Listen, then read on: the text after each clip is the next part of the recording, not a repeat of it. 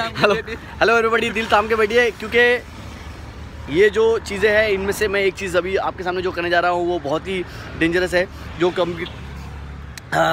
जो भी कमज़ोर दिल के लोग हैं वो इसे ना देखें क्योंकि दिल पे आपके हार्ट अटैक हो सकता है, आपका हार्ट अटक सकता है।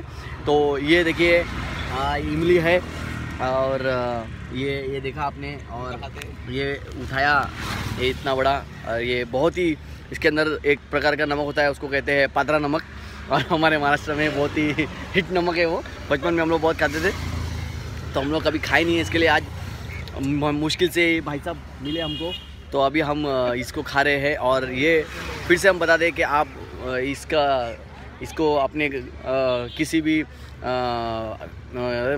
छोड़ना, खा रहा हूँ, रुक देख लो अभी 1 2 3 हिप हिप हुर्रे।